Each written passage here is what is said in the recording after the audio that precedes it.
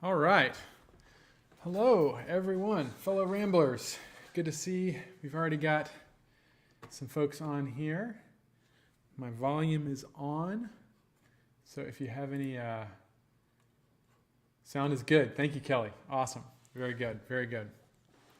Well, as I say, welcome to Ramblestream number 55. This is going to be a special one for you all. We're going to spend most of our time with Blake Wharton and Jordan Lake talking about Flat Track, the Flat Track event they went out to last weekend in California. If you all are regular ramblers and ramble streamers, you'll probably have heard some of this stuff, but I wanted to just take a little time to dig a little deeper. And really, I want to learn more about everything myself as well. So if you've got good questions for them, post them up. We will be looking at all the comments and questions, and as long as they're fit to print, as they say, we'll cover them. And so I've got a fun program for you all. If you are new to the Ramble Stream, the format for this is that we love to hear from you. So you don't have to have anything super intelligent to post up, or even comments or questions.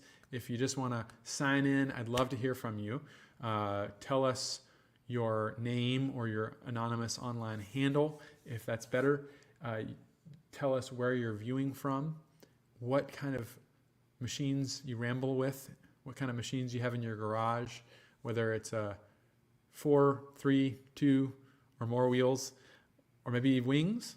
And if it's a Janus, tell us the serial number and the model of your Janus. So I'll go ahead and get started. My name is Richard Worsham, founder and designer here at Janus Motorcycles. I am in Goshen, Indiana, the headquarters of Janus. I'm sitting in my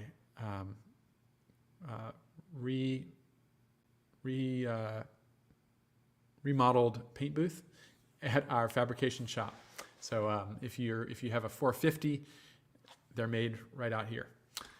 And if you have any new Janus in the last year, 2, 3, the fenders are made right in the other room. And so luckily our fender bender Brent is not making fenders right now. Otherwise, you would not be able to hear me. Oh, and then I forgot. I had the most important part. If you are, tell us what you were sipping on while you're watching the Ramble Stream. The most important part. So I'll again get started. I'm sipping out of my Halcyon 450 mug, Evan Williams and water with, looks like maybe a coffee ground in there.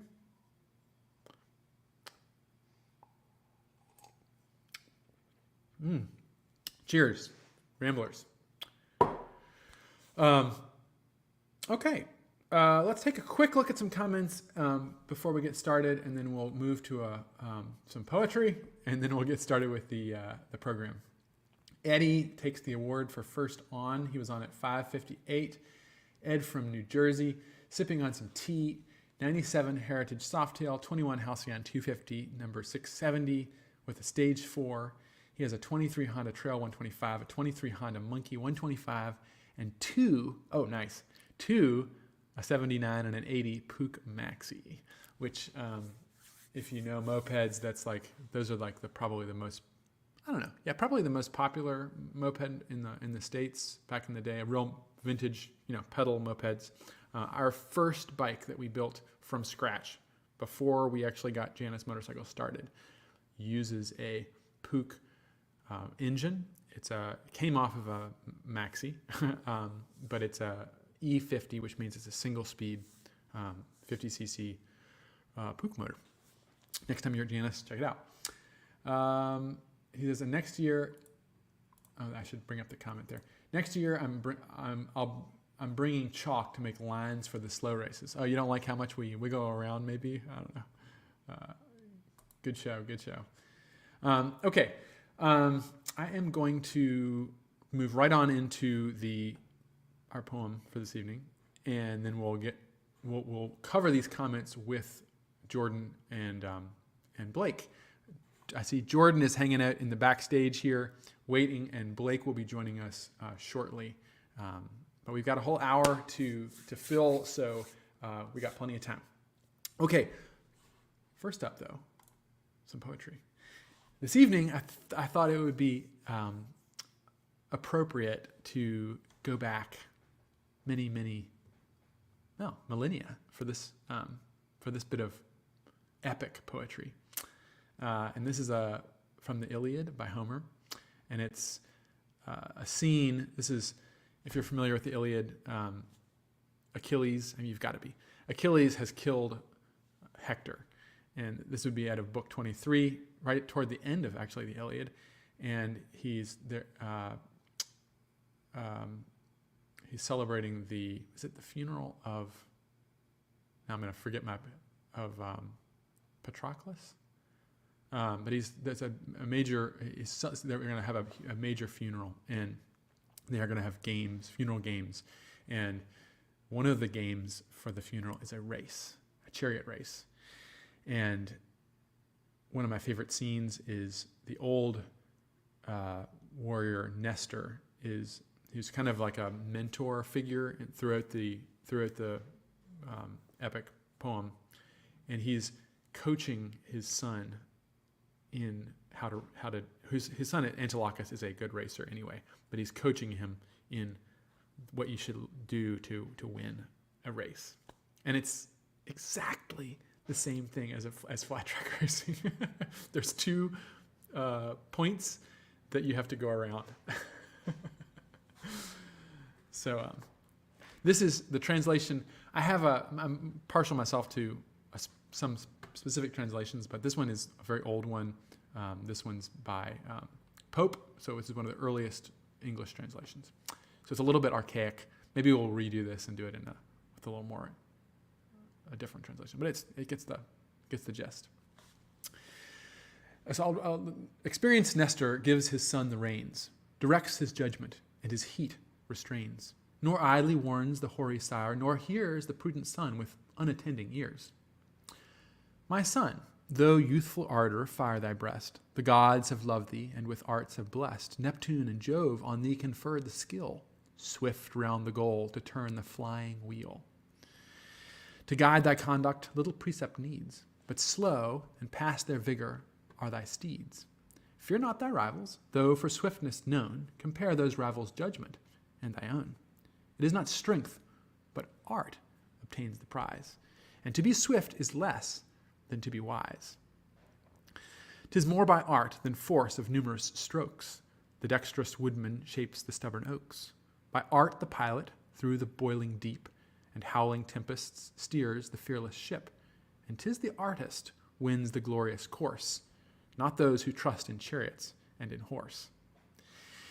Is vain unskillful to the goal they strive, and short or wide the ungoverned coursers drive, while with sure skill, though with inferior steeds, the knowing racer to his end proceeds.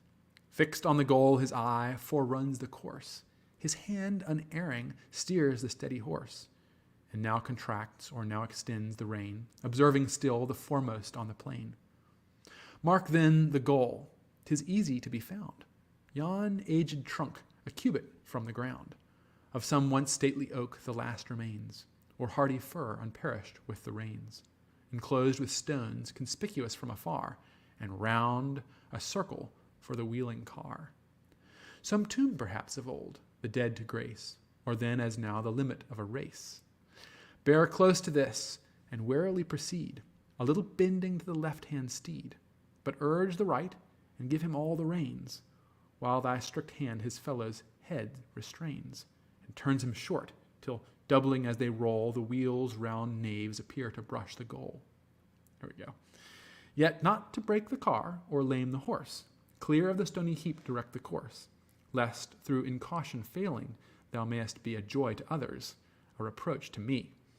So shalt thou pass the goal, secure of mind, and leave the unskilful swiftness far behind, though thy fierce rival drove the matchless steeds, which bore Adrastus of celestial breed, or the famed race through all the regions known, that whirled the car of proud Laomedon.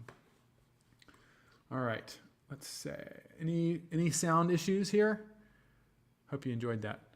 We should be good. Oh, Blake's on. Okay.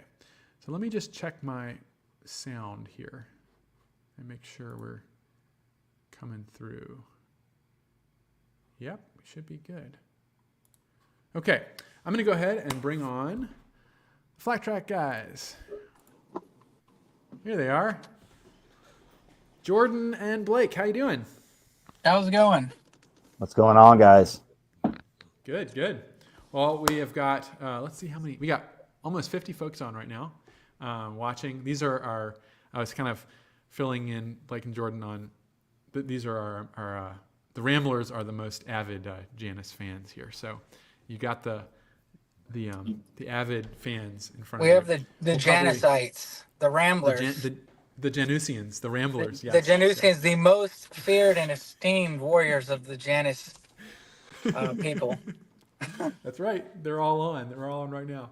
So Nice. we'll probably be joined by some more too as we get started here. But I want to make sure that we cover comments. That's what this is all about, is kind of going back and forth. But first, give us. I was telling Jordan too before we were talking backstage, and we got an hour to fill, so or 45 minutes at this point. But take your time. We don't have to rush through it.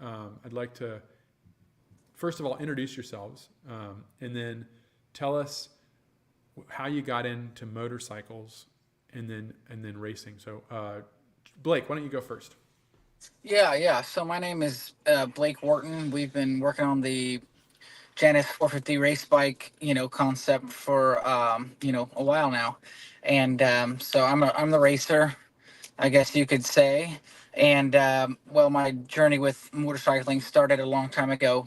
7 years old maybe, and I did mostly motocross and supercross at that time, and that would have been amateur racing, of course, at that time. So mostly motocross. But my dad was a racer, so we're second generation. And then my brother raced also, during the same time as me, coming up in amateur racing. So started out there, and then of course, gradually grew into the ranks of a professional. When I was 17, so I turned pro with Geico Honda Racing in 2008. And I raced with those guys for a couple years, and then had a stint with Suzuki, and then back to Honda, and then I got out of professional racing for a time, and then had another stint from 18 to 19. So a lot of motorcycle, stories and history there. Lots of days at the track, lots of days at the races. Pretty much traveled the whole world, during that time, in the U.S. mostly in the amateur days, and then in the pros we would go to, some occasionally would leave the U.S. But yeah, raced AMA Supercross and AMA Motocross, and had some success there, but got out eventually, and ultimately still had passion for motorcycles and racing, and getting into some of the other sides of it, not just racing, but doing some event promoting or brand promoting, and now of course with the build and working with you guys, Richard and Grant, for some time now. We've been talking for years, and then we've got started on this project, some time ago, and so it's really cool to see the bike get raced this year. We for sure wanted to see it get raced this year and take it to an event, and we've there's so much building that's gone on. Of course, that's Jordan here, that's and the Janus guys. It was good to see it finally come to fruition, but that's a little bit of my backstory, and still like to ride, and still will do an occasional race. This last one at the Moto Beach Classic was the most recent, but that's a little bit of my story. Of course, there's a lot more to it, but to sum it up, that's a bit of it right now. Jordan, you want to speak on yours? One thing Yeah. first, I forgot. Go ahead. One thing for Blake, tell us where are you dialing in from, and what? Yeah. So do you ride anything on the street? So dialing in from Beaumont, Texas, and but originally from Dallas area, and I still have some stuff up there, so we're still plugged into Dallas. But as far as riding on the street, we never did much riding on the street coming up. Most motocross, supercross, probably enduro guys, that specifically race. They don't do much street riding, at least me personally. So no street legal riding coming up, and really um, no road racing or anything like that. I did get into supermoto post the first stint of my racing career, but I have begun to do more street legal riding. We just know it's so dangerous, when we're coming up, that we It's just just kind of really stay off. funny to hear from a racer. Yeah, it's true. It's true. Because on the track, it's you, and of course, there's other racers. There's other, there's no cars though, essentially. Right. And in theory, it's a closed course and a closed environment.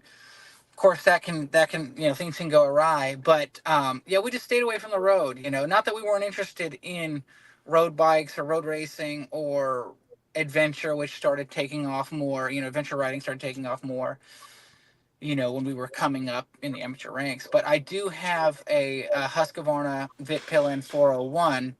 Oh, nice. That's my street legal bike that I've had for some time, and I had another bike before that. And then me and Jordan, for example, got to go to Mid Ohio on some Gold Wings. So I have done some long distance ish riding, not a lot, not a ton, like Jordan has. He lives on his bike. Where me, it's a little more here and there, but I do enjoy it, just for specific trips. I prefer more of the track. I think Jordan's the guy who wants to live on his Yeah. motorcycle, but I'm more of a track guy. I like to get in and get out and get off of the thing and and do that. But yeah, dialing in from Beaumont, Texas, and I grew up in Dallas, Texas, and traveling pretty much the whole U.S. So that's Good where to we're at have you right on. now. Great. Thank you. All right, Jordan, give us a little backstory. Yeah, well, I wanted to say first, Blake does ride a motorcycle probably 5 days a week for an hour, and he runs through our race gas like it's milk for like an entire army. That's true. But he's just putting in practice laps just to hone the craft. But yeah, so I'm Yeah. Jordan Lake. I have an addiction to motorcycles, Mhm. and I'm out of Nashville, Tennessee. And so I kind of grew up around motorcycles. Like my dad put me like 1 year old, put me on a bike and ride me back and forth to work. Probably started racing the PW50s at 3 years old. And raced motorcycles, made it to some Loretta Lynn's qualifiers, and then I'd get seriously hurt, so a lot of injuries in racing. And so my kind of like the long story short is I raced motorcycles growing up. My dad raced pro in the early 80s. So I was like, I got pictures of like me sitting in a pits trying to be a good little kid, I guess, while he's out racing supercross in the stadium. And so I just grew up around bikes and motorcycle shops. And then after getting hurt a lot, I started racing professional go-karts for a while. That was motorcycle engine shift karts. Won a national series in the Midwest. Raced some super modified cars, some stock cars. Then got healthier again. Got back into bikes, and like probably my greatest motorcycle achievement was like finishing 6th place at Glen Helen for the Vet Nationals. And then now I'm 40, and maybe there's some racing that I'll do in the near future when things kind of smooth out. But right now we're focused on bikes and race teams and kind of building our brand, But yeah, I mean, I really love bikes. So I don't get enough time to do the Pete Marino Tour de Stint of America. But I still somehow pull off like 8 to 11,000 miles a year on a bike with our work schedules. I really enjoy riding motorcycles, no matter what they are. My current motorcycle that I have now for the street is an Indian Scout that I've been kind of modifying. And other than that, just a lot of vintage dirt bikes. And then now we're pretty much all hands on deck on Janus stuff. So I spend most of my time on the flat track bike and what we can do to improve that. And I really want to get some W's in the future. Nice. So what you've been doing primarily, Jordan, so far, Blake is on the bike an hour a day, burning gas, practicing, and what you've been doing is building the bike. Where do you, how long have you been, where do you get that skill set and that knowledge base? And kind of tell us a little bit about the backstory on other bikes you've built and how you've picked that up over the years. Yeah, so I would say that, and there's always somebody that's done something, you know, but I was probably one of the youngest people to start buying vintage motorcycles and racing vintage motorcycles on their own. So when I was like 16, like the prices of bikes were so much different. Like I was starting to pick up like an OSA Phantom 250. There's only like 1,400 of those bikes brought in the US. I bought 2 of those bikes for like $500, you know, and started rebuilding those. The old Elsinore 250 74s. And then I just kept doing it. 1980. I pretty much have the prime year of every Honda ever made, and had some CZs from Czechoslovakia. And I would go race those bikes. And as soon as you start racing a vintage bike, because for example, when you like my Hondas, you know, 1974 all the way to like 1989 CR500, you know what Honda did to change that bike to make it better. And I've taken them down to the frame. So when you race them, you find out what doesn't work. Why did they change it the next year? So a lot of my engineering comes from riding the bikes, finding the failures, fixing the failures so you can ride it, and then also looking at the manufacturer and going, okay, here's what they did, and then here's where they ended up over the years. And sometimes they didn't move forward. Blake will tell you, like, working with the factory Honda bikes, like, they didn't always make it better. You know, when they went 1997 with the aluminum frame, that bike was not better than a 96 chrome moly motorcycle frame. And then I have some background with some road bikes. I used to ride a lot of street bikes in the early days, you know, like pre the 1000 plus Hayabusa decades, you know, like the late 90s, early 2000s, and some vintage 2-stroke road race bikes. And you figure out what you need to change geometry wise. What are the race guys doing?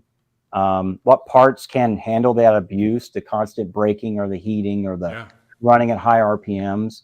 And then the go-karting and the cars, I think the go-karting and the cars has assisted me with design development more than working with the motorcycle community, because the car community, they do a lot of crazy things like displacements of weight transfer, like setting up the bike for the car to track in a certain way. Like you might want to set up a car if you're going to have more right-hand turns where it turns better right-hand and it suffers on one left-hand turn.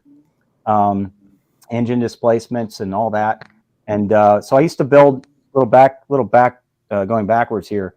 When I built my shifter cart motors, I built those motors myself in-house with a friend of mine. We were probably in our mid-20s. Both of us went and raced against factory Honda, and like Schumacher showed up one year and raced against us. I raced a modified class. My buddy raced a stock class. Schumacher finished 14th in that class. My buddy with our home built motors won the S1 class.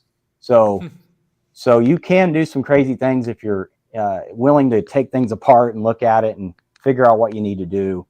And we were just like taking 4 different generations of motors and putting them together and just getting the most compression. I mean, like I think I was telling you, our CR125 motors that we had were shifting at 28,000 RPM. And we were probably going like 138, 140 miles an hour. Wow. So you can get a lot out of a smaller motor if you're willing to go in there and really put the work in. Yeah. Well, let's take a quick break here and look at some of these comments, and then we'll dig back in again. So we got we finished with the Pook mopeds. We got Riggedy Alps was at the rally, 450 number 234 Cheyenne, 98 Harley-Davidson Wide Glide Spirit, located in the wilds of Massachusetts, drinking Founders Scotch-style ale tonight as soon as the Ramblestream begins. Great. Kelly's on. Hello, Ramblers, 450 number 236 Neshoba Holba, 2013 Harley-Davidson Ultra, Black Pearl, 2006 HD Heritage Elvira. Now, I haven't heard that one yet there, Kelly. Out of Winchester, VA. Went out rambling with a fellow Janus owner, Mick, yesterday. Orange Crush. He's drinking Orange Crush. It's always awesome. Good to see you all connected and got on a ride. John Garrance, anxiously awaiting the notification of my H450 256 being built. He also has a 69 Harley-Davidson FL, a 71 Rokon Trailbreaker, Grey Goose. He's drinking Grey Goose and apple juice. Cheers. Awesome. Kid Fed Yank, a friend of the stream, to say the least. North Carolina, 100th Anniversary Road King, sipping some A&W root beer. He says, which dude at work just asked if I had other bikes? Ed Mirror, the race bike needs to be a production bike. There you go, guys. Kind of like Indian did with FTR. Jordan and I were just talking about this today. Beautiful bike, excellent first time. And first time. Good to see you on, Ed. Multifarious. Hello, fellas. It's been fun to watch the progress. Joining from Nebraska with a Cherry Zero and Halcyon 250 number 1067 Kingfisher. Dave Husky's on 250 138 in Las Cruces, New Mexico. He's drinking a martini with 2 olives. Nice. And Peter Marino is on in Kentucky, starting my way to Texas to get my sidecar tomorrow. Nice. There he is. He's on the road again. He's on the road again, yeah. Yeah. Russ Peters is on, Detlef, Owensburg, Kentucky. Earl Grey Tea. Good to see you, Russ. Jeff Blind, our own fabricator. There you go. Hello, everyone. 250 number 87, Halcyon, that is. Painting cabinets and sipping on Mr. Pibb. Awesome. Semtech 57. Hi, all. John here in Rancho Cucamonga on Halcyon 250 1148. 7-Up as always.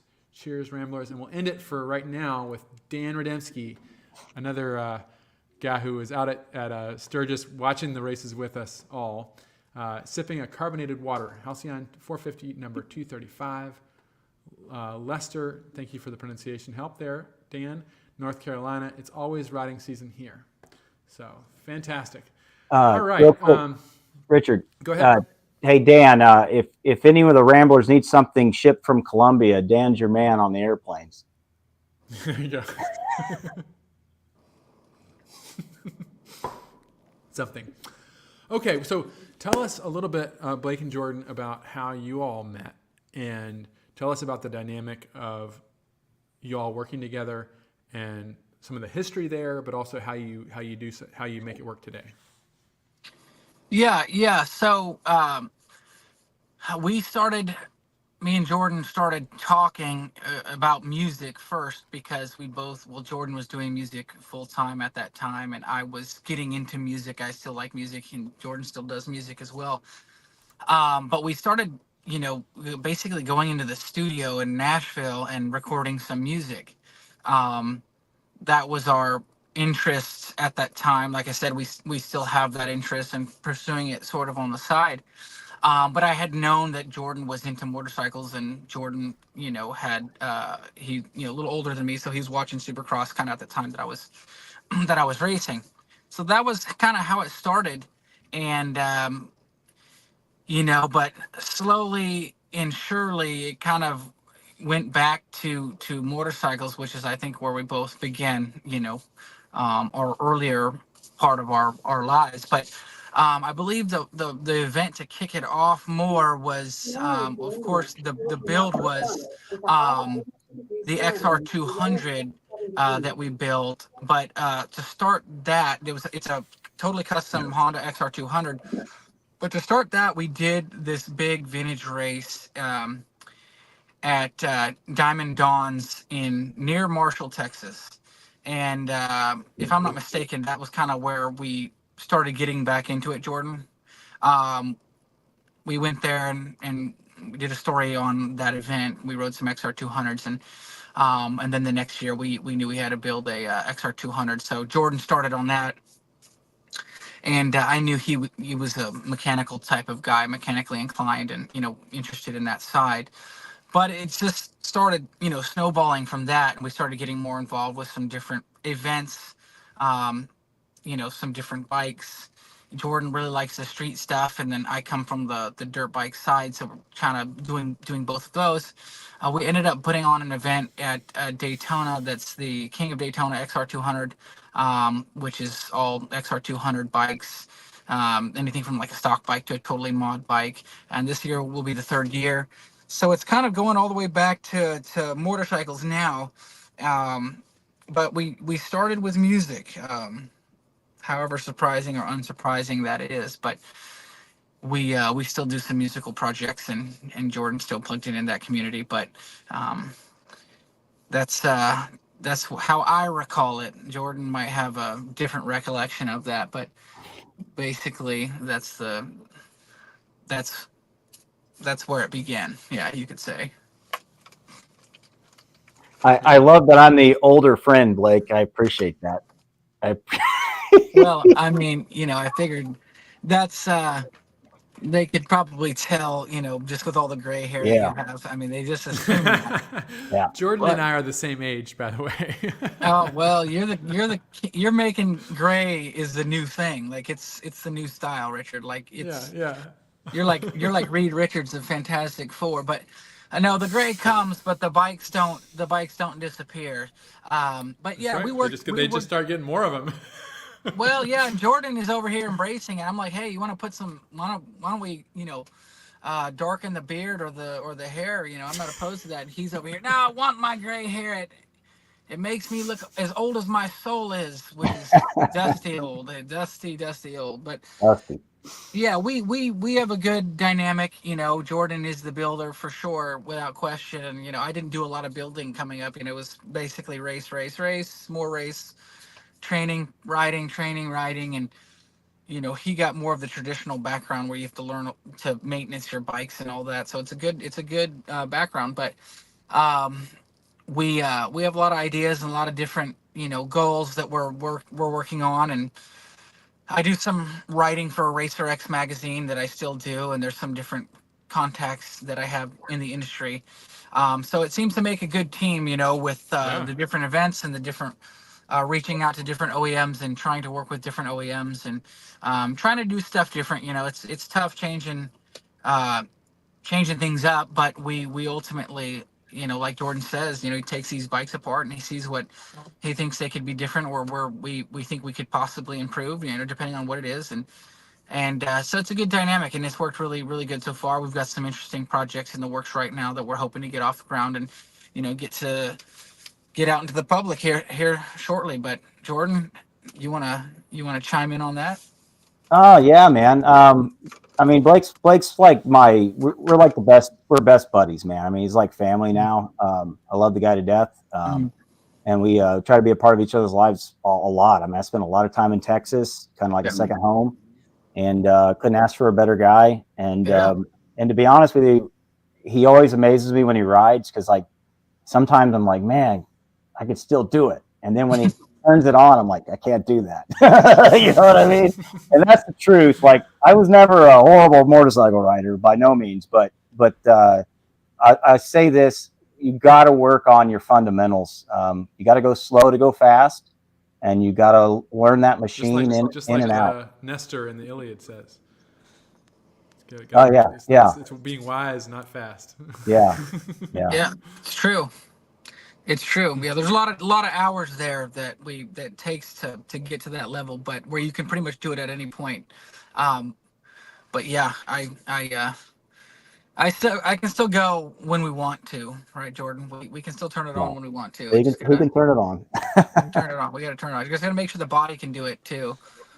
Yeah. Yeah. So you all did you all contact us, or did Grant contact you all? I can't remember. I think it was you all. I think I reached out to Grant originally because I saw that you guys were in the U.S. and that was very interesting to us at that time. It still is, and not too terribly far away, obviously, states away, but we were going to try to make it up there at once upon a time, check out the factory, or the what you guys were doing up there. But it ended up taking a year or two, and we circled back, and then we started talking about some possible events because me and Jordan were doing a lot more stuff at that time, and so we weren't afraid to take on a possible build. And Sturgis seemed to be the right starting place. There's only so many giant motorcycle rallies, in the U.S., and so we were kind of looking at what the options were. We actually looked at Daytona first, and then we pushed it to Sturgis, but that's obviously a great one. And And then so Jordan worked tirelessly, and we all worked on it, and we got it done, but we didn't get it fine tuned, and that's where we came up a little short for Sturgis. But that's a great race, a great event, so we wanted to make it for that one. But Rolling Sands Moto Beach Classic was another good one that we were looking at doing for some time. And I'd spent a lot of time in California over the years with Supercross and motocross because that's where the majority of the industry is, or at least it was at one time. And so I would live in California, literally, basically full time, 9 months out of the year or so. And so I had a lot of experience there. That's where a lot of the factory race teams are. And so a lot of the training takes place. So it's good to get back to Moto Beach Classic, but this time with a bike that Jordan built and you guys built, and on a little bit of a different take. It's Hooligan racing. So I've done some supermoto, and we've been looking at a flat track for a while. And Hooligan is sort of a subgenre of flat track racing, but there's a lot of interest and a lot of events and a lot of bike builders out there in the US that do that stuff still. So we're looking at some events for going forward with that sort of thing. But Yeah. So you're throwing out a lot of terms here with like Hooligan. We got Supermoto. Tell me and our Ramble streamers, give us a little bit of an idea. Not just, like there's not just one kind of off-road racing. There's multiple different kinds. Tell us about these different classes, and first just talk about motocross, and then let's talk about flat track after that. Yeah, so motocross, started out as just that motocross, and eventually it went into the stadiums, and so you started seeing the Supercross pop up. What was that, Jordan? Late 70s, early 80s? Wasn't that like motocross was a European thing, wasn't it? Really? Yeah, Europe was it was scrambler races, grass track races early on, and then they had you only had two classes back then. You had an open class, and then you had which would be like 40-50 guys on the line. They did 45 minutes plus 2 lap motos. It was just like rough terrain out wherever they put flags on a track, and scrambler races eventually turned into motocross. And then Super Bowl of motocross was what they called the first indoor stadium races. I believe that was 1972, I believe. And I believe a Can-Am won it. And then that just grew. You're talking about, Jordan, you're talking about in the States, right? In the States, yeah. Out in Europe, they were doing it in the early 60s, Right. And a lot of 4-stroke motors. I mean, even in America, in the early days of scramblers, those guys were taking Harleys like the Sprints and some, even like a Panhead or a Knuckle, and stripping them down, putting dirt bike tires on them, and I don't know if they survived that, but they rode them. Yeah. But I mean, really, it was a different thing, and in the early days of a motocross here in the States. Correct me if I'm wrong. The States really were kind of playing catch up with these Northern European. With motocross, they were, but Supercross was pretty much an American, invention. So you could say, and that's the stadium thing. And that's the stadium thing, and it's changed a lot, right? But as the bikes have evolved, so you had motocross start in Europe, and then it came to the U.S., and then the Americans took Supercross and really ran with it, and that's probably it became in some ways bigger than motocross, but of course it started with motocross. Two things, Blake, right there. So America is known for the Supercross indoor stadiums, which is more modern. But America started racing like professional, like the AMA Association, like an associated racing group. Club racing started in 1920.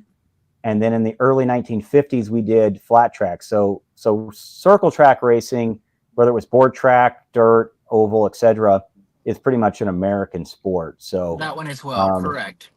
Yeah, that's kind of the OG, they call it, of power sports or motorsports in the U.S. And then motocross came along. As the bikes got more advanced, you were going over rougher terrain, where you needed something different than a flat track bike or a board track bike. And then, of course, eventually Supercross, and then the bikes just continue to advance, and now the tracks look vastly different.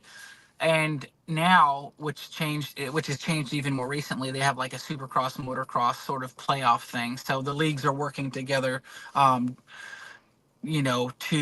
they have your supercross series, it goes motocross, and then they finish sort of with its own supercross motocross playoffs. And that's very, very new. It's only the last year or two. So um, it's evolving, right? But exclusively American, and Europeans race indoors as well. Like they've been doing it, but it never really took off in the same way. Like motocross is massive in Europe, of course, massive, and they do flat track racing over there as well.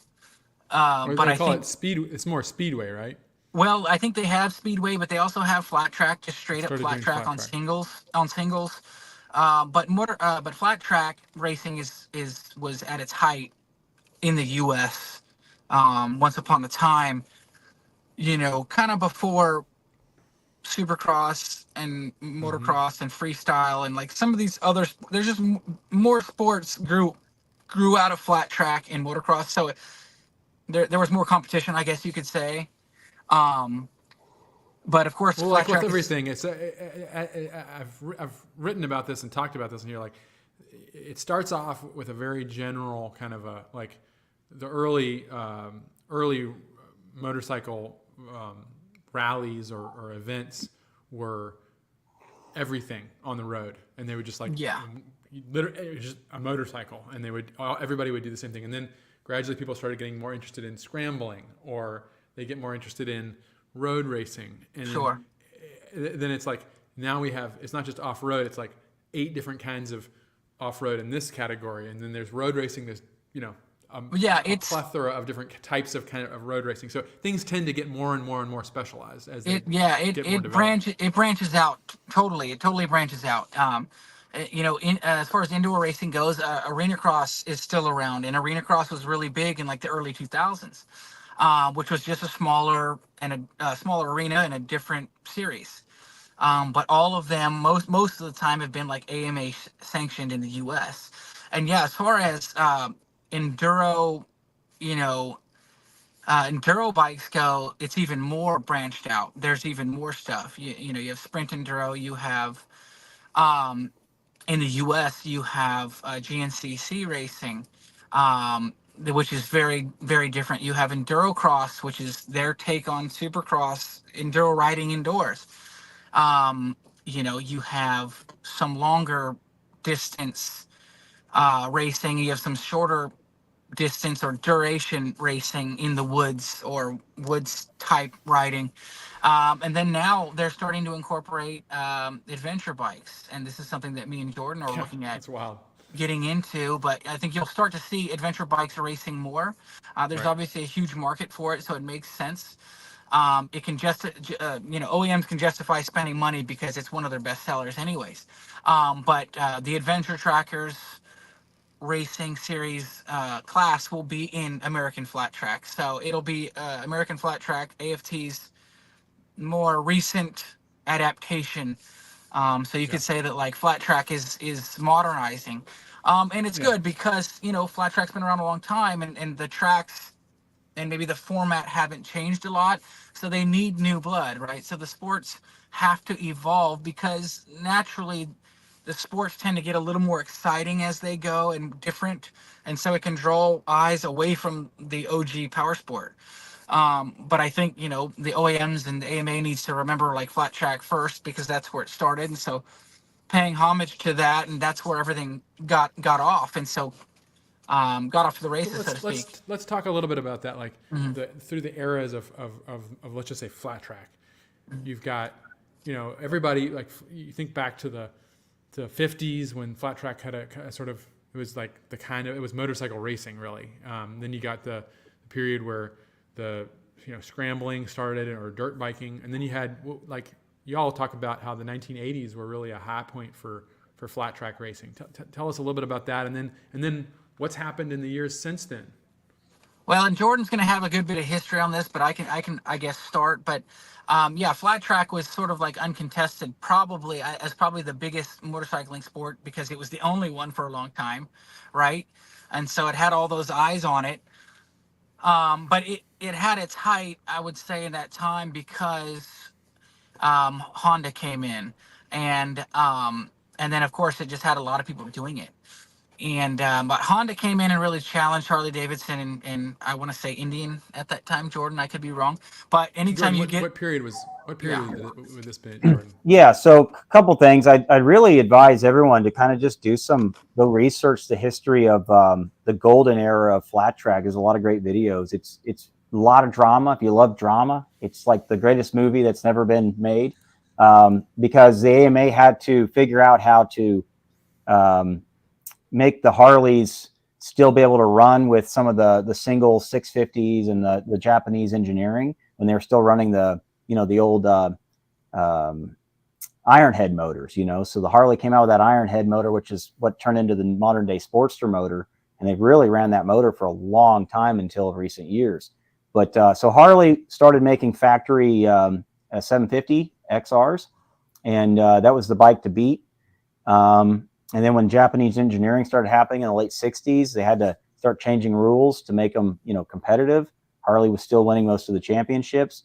And then in the mid 80s, Honda built a factory HRC from Japan race bike that just nobody wanted to see anymore. Honda showed up, raced their seasons, won their championship, and left. And then Harley kind of took back over. And then as time went on, they started doing production classes, because what's unique about flat track, the twins class, is you can't buy those bikes anywhere. The manufacturers, for the most part, don't have a lot to do with the engineering or the design of the bike. It's small groups of people that build their chassis. They build all their race parts. You'll never see those parts anywhere else. It's pretty much individualized to that particular team.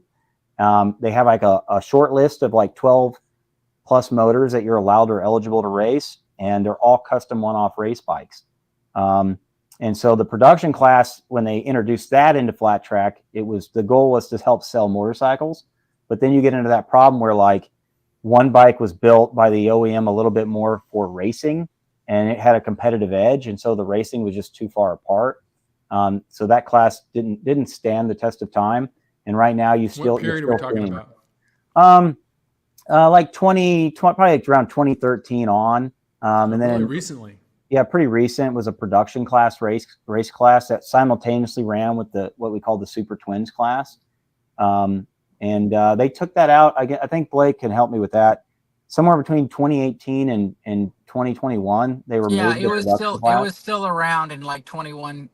I went to the races the last year that they were having it, and yeah, and not to skip over road racing. Obviously, road racing was happening around that. Yeah, in the we early can talk days. about that separately. That's fine. We Okay, don't want to forget focus about on the road flat racing. track. But let's yeah, talk real quick. Like real quick, let's talk about like, since we're talking about these different classes and the need to fit the bikes in. That's kind of what we're going through right now as well. And so there are some classes available, and we are part of racing.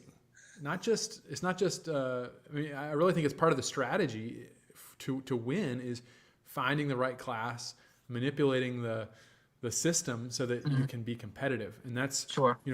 Tell us a little bit about what the available classes are and some of the challenges we have and opportunities we may have with that.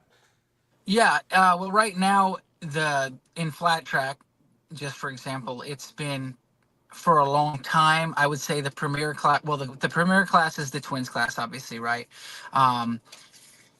And like Jordan was saying, there's a production class, but that's since gone away. But for a long time, it's been we're talking singles. Harley, Indian. Yeah, Harley and big Indian, names. and all those bikes are custom, but it's mostly been Harley and Indian. But of course, you can have Kawasaki's been in it. Yamaha with Essence and Racing has a very successful bike.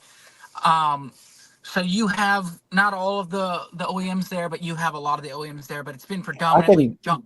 Go ahead. Yeah, I'll just drop some OEMs right now. So some OEMs you're going to see in 2025 is like Suzuki's got a new bike coming out. The Ducati has a motor that's eligible. Let's see here. The Kawasaki's been the same engine for a long time. KTM has a new motor that they've been working on for the past 2 years now. Even CF Moto has an eligible engine. BMW with their 800, the engine that comes in their ADV bike. So there's a lot of engines. Now, the Indian FTR race engine is no longer qualified. It has been removed from AFT, which I think you're going to see a lot more of the last year's Harleys being brought back, because now they'll be more competitive. But my opinion, it's going to be a Yamaha versus KTM for the win for next season. So if you like those two brands, or the team, or the rider, mark my words, there's your champion for 2025 is going to be on a Yamaha or a KTM. And there's one other brand I keep forgetting. German brand, Blake, Rotax. Rotax. Well, it's a Rotax motor, but like, you know, with that class, it's motors that are homologated, not necessarily the OEM, like in the singles. The singles class is a production class. Yeah, tell us about like what are we running into? It's a little bit confusing, but there's a lot. The AMA's job is to homologate the bikes so they can be competitive. Sometimes they might over restrict, and sometimes it might be too open. So it's a difficult thing sometimes. But the singles is a production class. So the Honda 450 is homologated. The Suzuki 450 is homologated. Dirt bikes, those are homologated. In the twins class, it's a little confusing.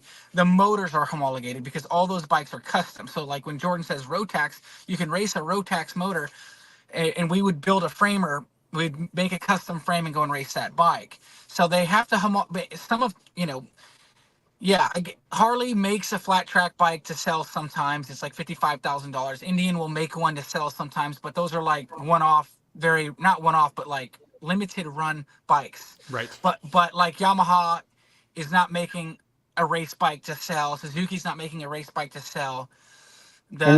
That's primarily because, like I stated earlier, they don't build race bikes. Mm-hmm. They build a production bike with an engine.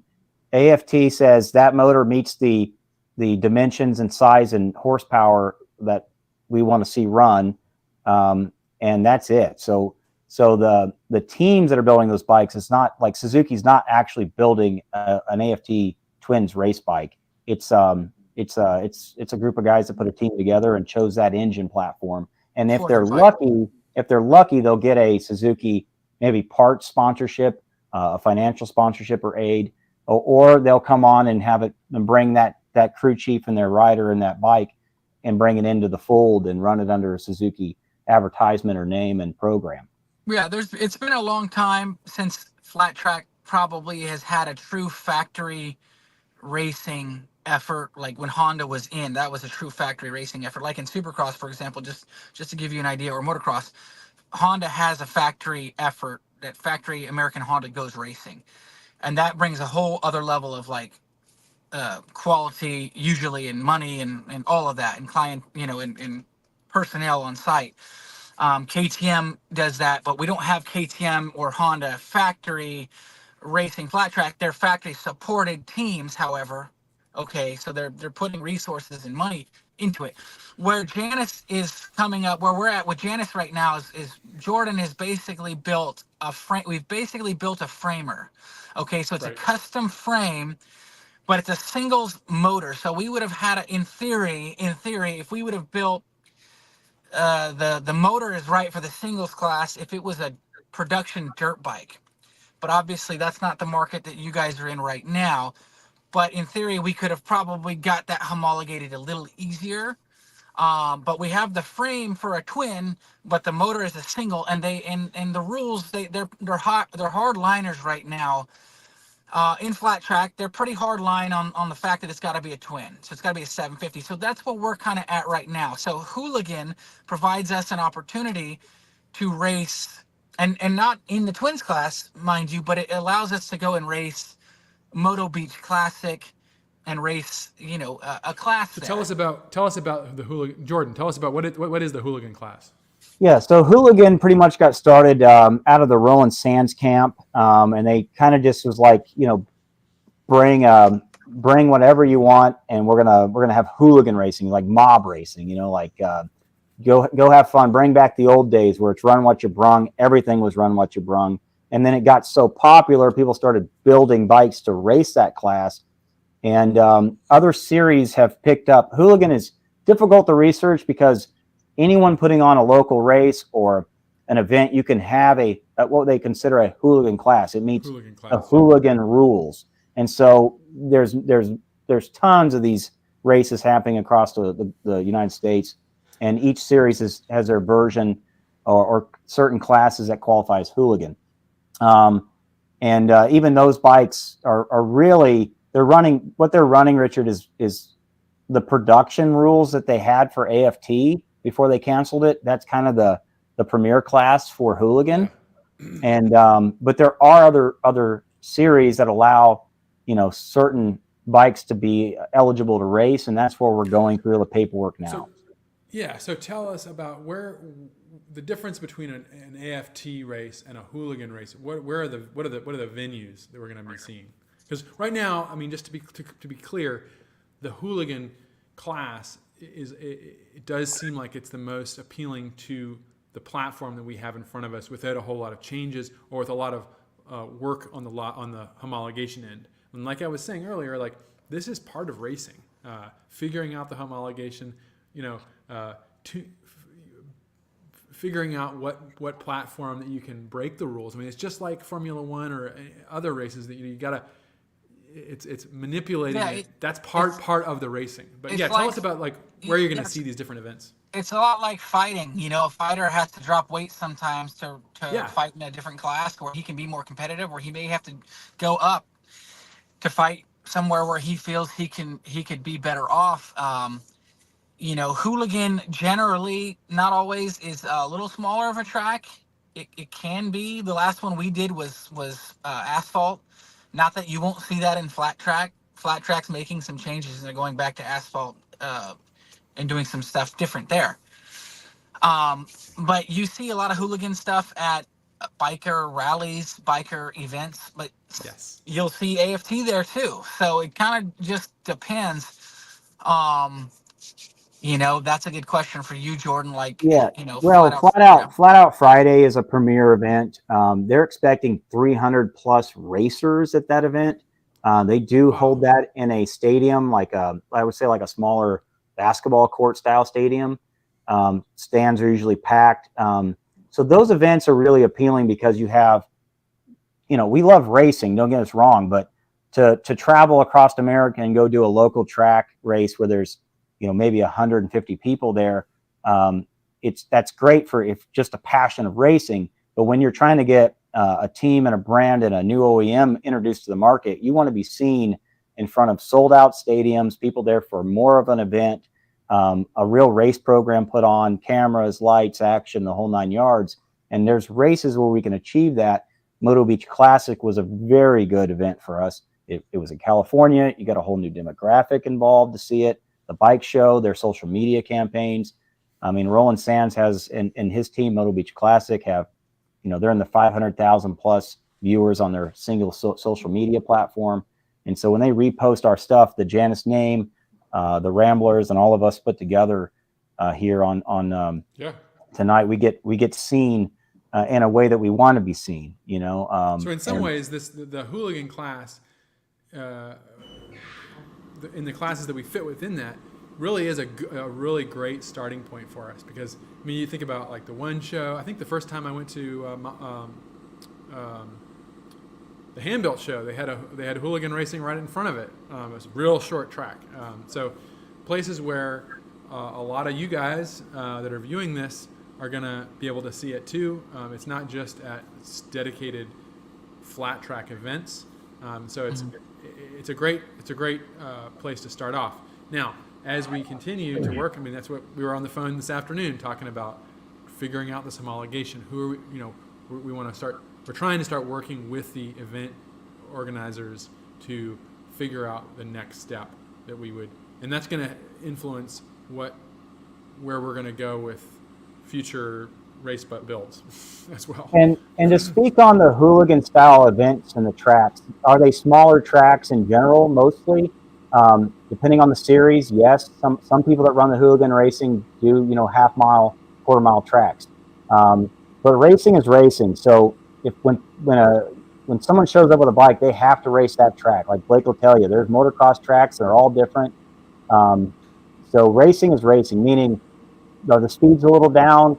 Are we not running wide open in third gear at 80 miles, 110 miles an hour?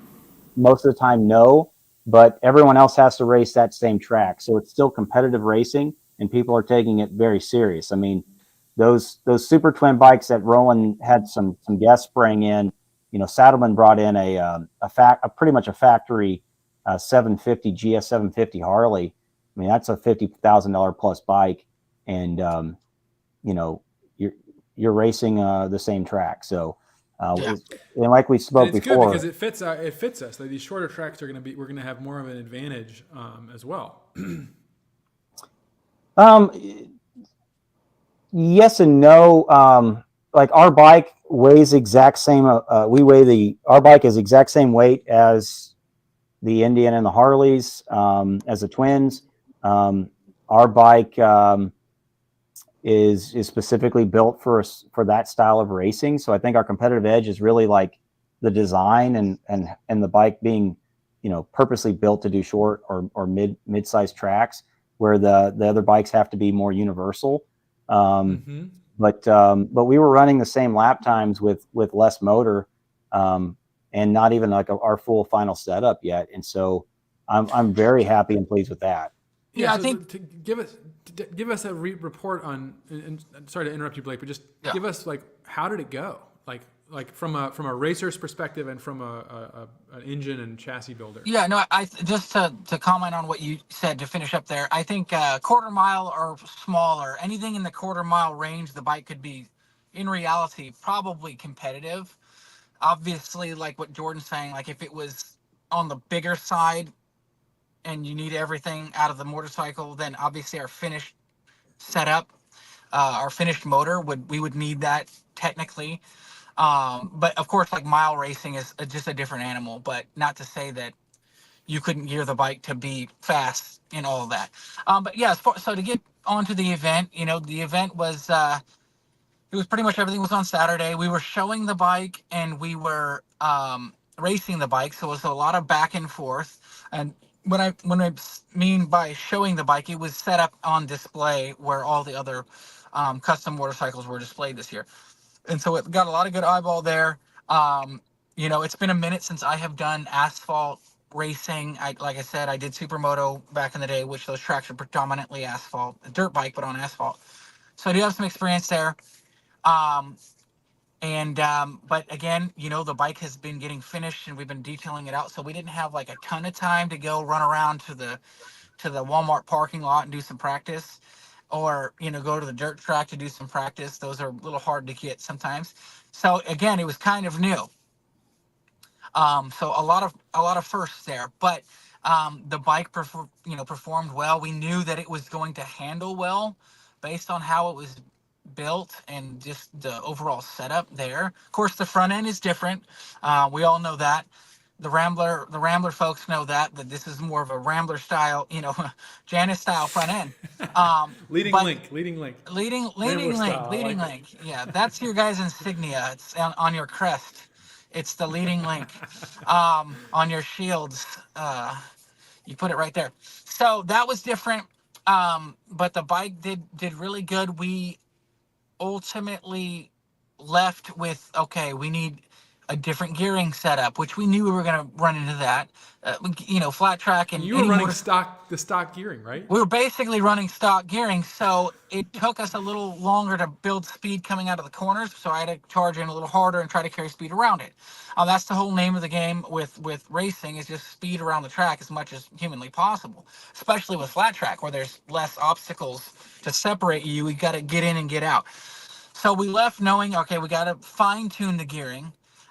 We need to fine tune the brakes.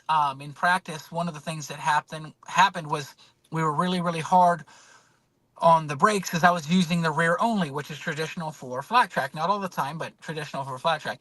And we ended up getting it hot, and we ended up going off. I ended up going off and hitting a water barrier, so because I ran out of my rear brake. But that's a lot of repetition on a rear brake. So if it's not race spec, it's going to heat up, and no matter what it is. Yeah, I'll So jump in. Let me go ahead. jump in on the brake. So in flat track, even on those huge tracks, those guys are getting to a certain gear and they're staying there. They're not doing any shifting. Okay. So when they come into that corner on dirt even and they go to pitch it, sometimes they have to hold the throttle wide open, and it would be in a position where it would technically bog because the tire's not moving fast enough for the RPMs to stay up. So they'll drag the rear brake to put a load on the motor. And that way, when they come out of the corner, they'll start letting off the brake and the motor will wind out down the straightaway. And so you're using that rear brake for a lot of reasons. One, to slow your momentum down, one, to trail the rear end, and one, to put an acting load on the engine for keeping your higher RPMs up. And that rear brake is getting cherry hot. And so it just boiled over. And so we just have to go with a larger brake, a rear brake system, just to handle the heat stress, really.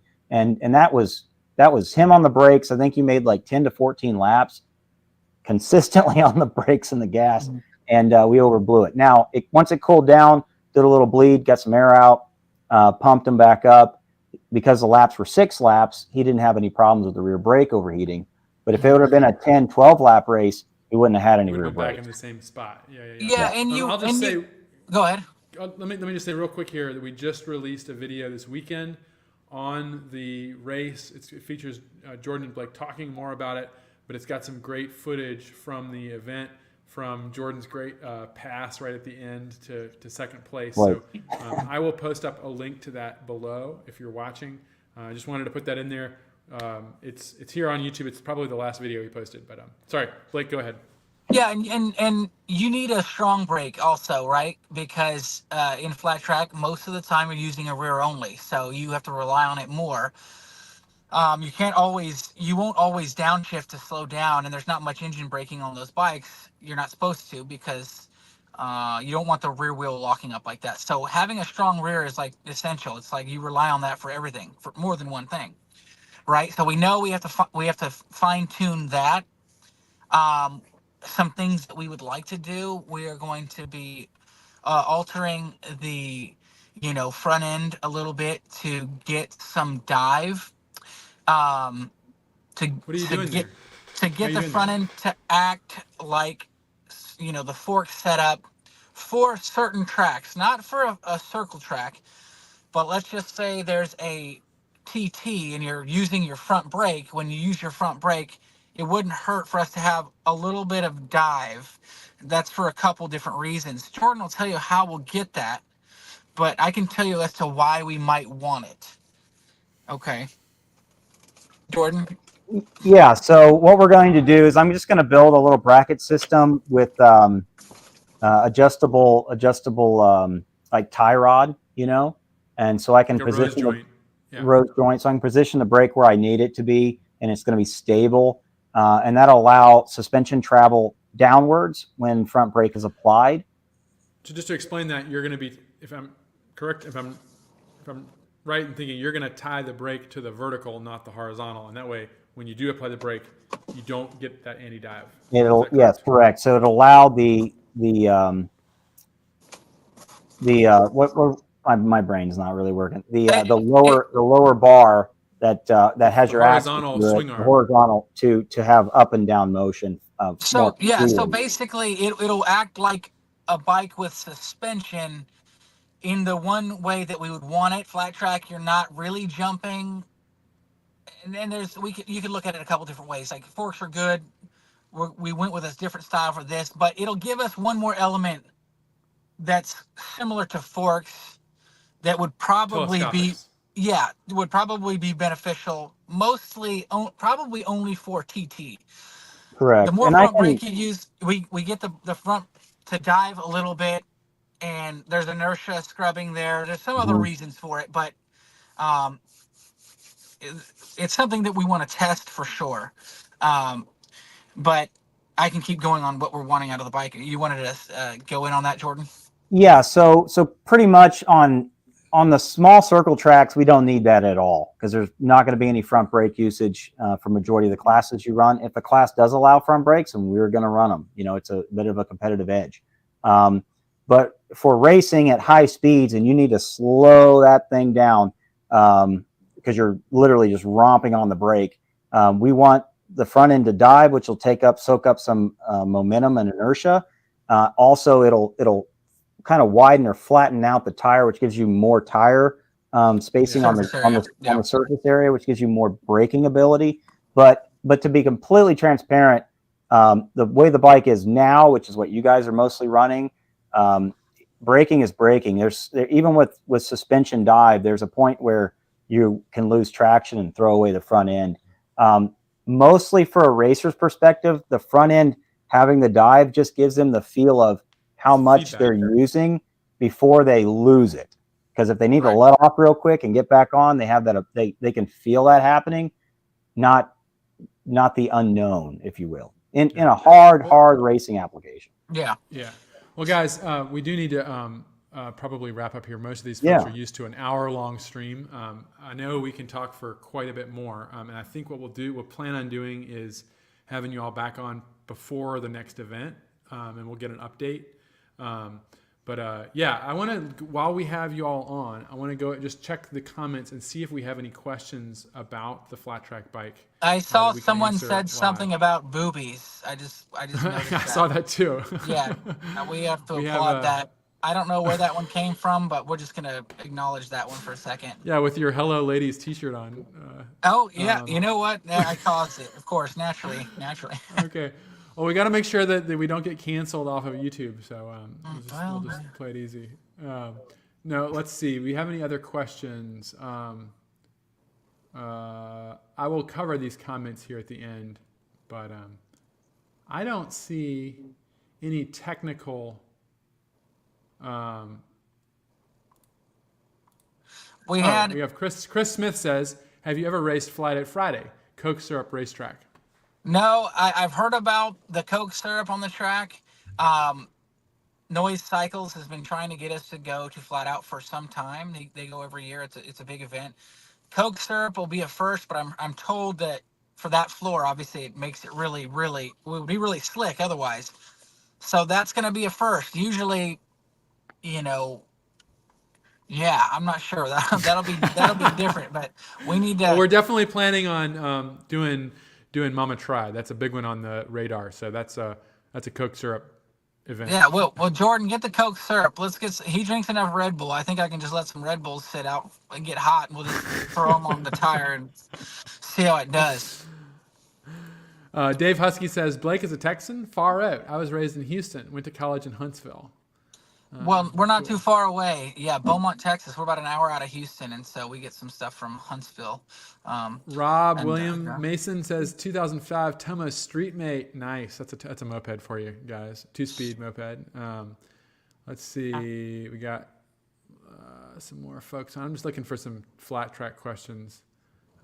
We have Adam Diaz signed on here, and he's if you guys don't know, he's the Adam Diaz, yeah. Adam Diaz, tomato. Work with me a little here. He is the designer of the custom awesome exhaust. So, big thanks to Adam for that. Teams are sometimes supported by a factory. Yes, like the Janus Motorcycles team. That's true, and we talked about that. We were the only factory supported effort at Moto Beach Classic. In fact, Jordan was there, so we that says something.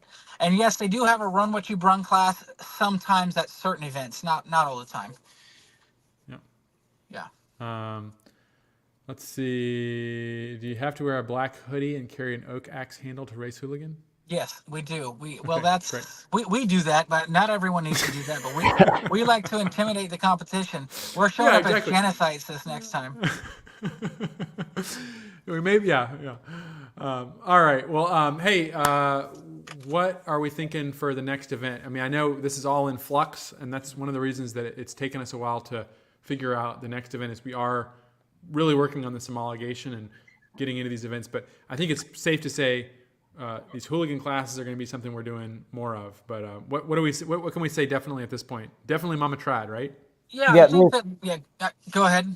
I think there's 3 events that you're most 98% going to see us at. It's either going to be the Winter Throwdown, in Florida. That's Okay. one. That's a real deal outdoor flat track on dirt, but it has a huge showing. Number 2 is going to be Mama Tried, and then the third in one will Milwaukee. be in Milwaukee, and the third one would be Daytona during Spike Week on the I'm gonna be there for that one. short track. Yep. Yeah, Yep. for sure. That's what we're thinking on those, and we'd like to look at some Steve Nace AMA flat track events next year as well, in conjunction with AFT. So that's a different conversation, but we got our eyes on some different events for sure. Mm-hmm. Well, fantastic. Well, I thank you all very much for joining. I know an hour for really having a long conversation is sometimes too short. I'm gonna be these Ramble streams. I think we're gonna be seeing a lot more guests on as we get further along, and just with the way that the programming is, I think an hour and a half may make more sense as we get there. Just to have a conversation sometimes takes about an hour and a half, but thank you all for joining, and thank you all for doing what you do. These guys are donating a lot of their personal time to this project. And also I want to thank the Ramblers on here who have many of the folks that are on this stream live right now have contributed to this endeavor and continue to do so. So we do. Janus is supporting this, but we're also this is a crowd-funded race team. There are still opportunities to contribute there are most definitely opportunities to contribute. We're definitely looking for equipment, gas money, all the stuff that it takes. It's not cheap to do this, and we're excited to do it. Do you guys have anything to add to that stuff that you're looking for? And just thank you.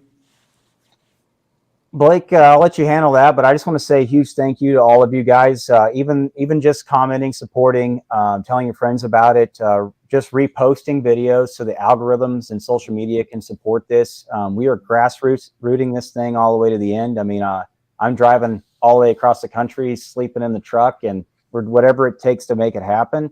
So any financial aid or anything that you guys have supported has been utilized in the most respectful way. I can promise you that. But these races, it does cost money to go racing, and you go, well, what do you get out of racing? It builds the brand, it gets the name out there, it gets your guys' bikes seen by other people so other people can enjoy them. And there's a whole future, I think, that we can do together, and we're glad to be a part of it. Yeah, no, for sure. To follow up what those guys said, just thanks for tuning in. Is one part, just watching what we're doing and checking it out. And also, if you're near our next event or one of the events after that, come out and show support that way. We know it's a group effort ultimately, right? So it takes a lot of folks to make this happen, and we've been racing a long time, and we know it. We've seen it all, but ultimately we want to keep doing this, and working with American companies would be awesome. There needs to be more American motorcycle companies out there. They need to be doing American motorcycle racing, and AFT is American Flat Track. So that's kind of was the idea in our head. But we want to see American motorcycles out there. We want to see American motorcycles succeed. And you guys are an integral part of it. So thank you very much. And we'll be keeping in touch with you guys. If you have any questions or want to talk, just hit us up. That's true. Yeah. If you have any questions, shoot them to me. Post them up in the owners forum. Richard at Janus Motorcycles is my email address. Shoot me a question. I get back to you. I promise. And we are really excited about it. And again, thank you, everybody. I'm going to go ahead and look through the comments here. But guys, if you want to sign off, that's more than okay. Appreciate all the hard work you're doing. All righty. Thanks, guys. Same, guys. All right. Have a good one.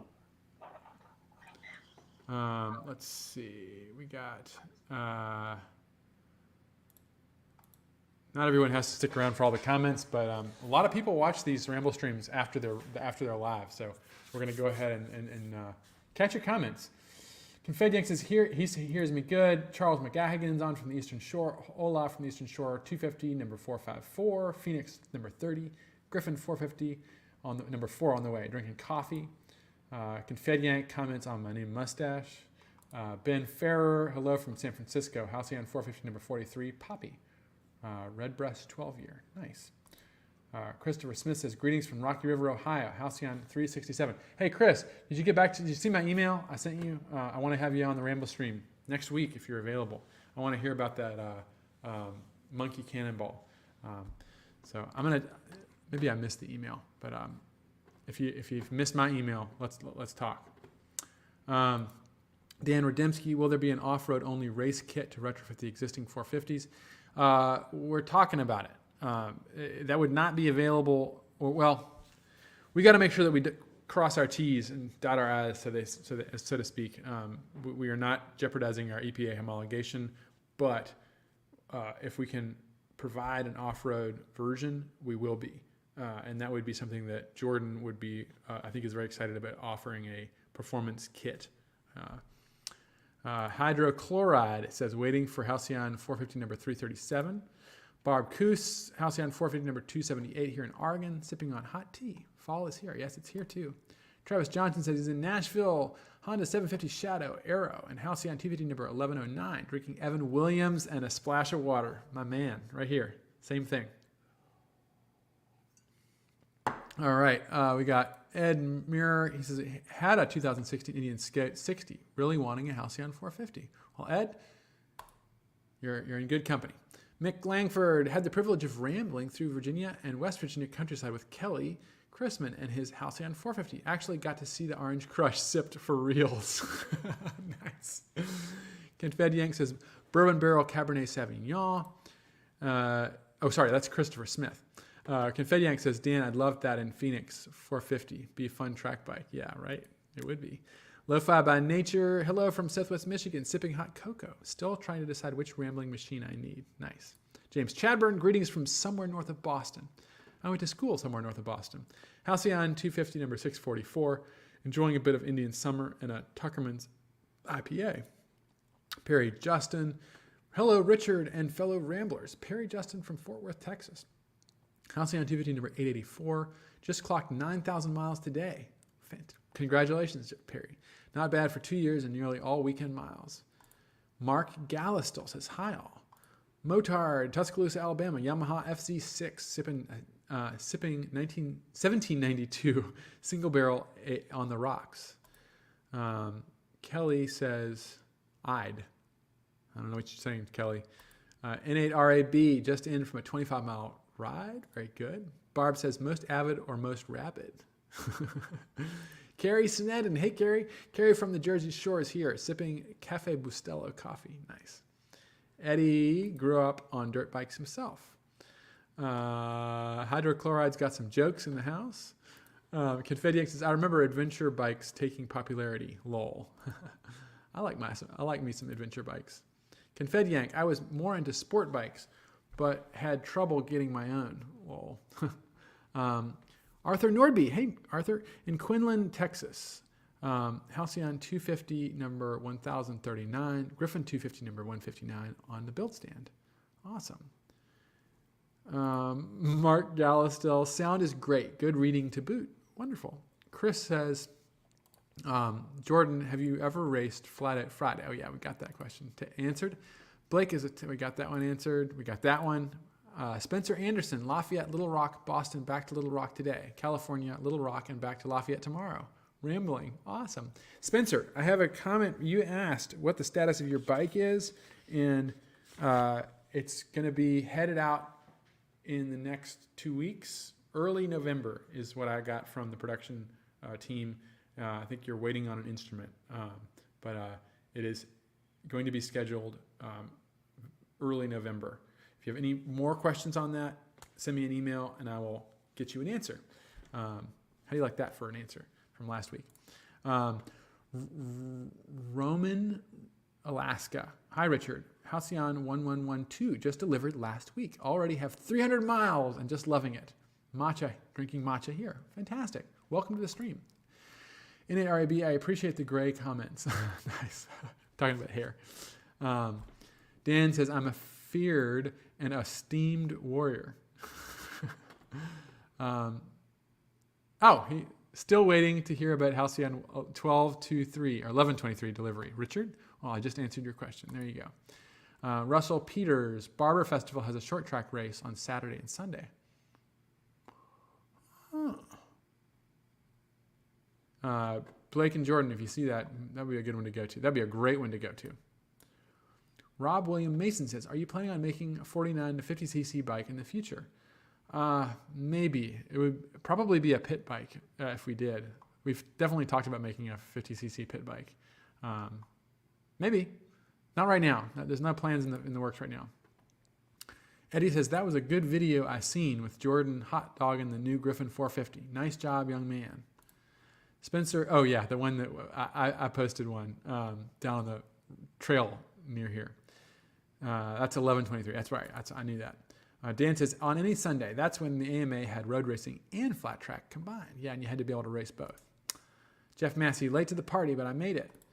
Bob Benstead's on. He said, I made it. A lot going on. Been dealing with a death in the family. Oh, man, sorry to hear that, Bob. Jeff says, run what you brung. Is that a class? Yes, it is. Adam Diaz says, teams are sometimes supported by the factory. That's right.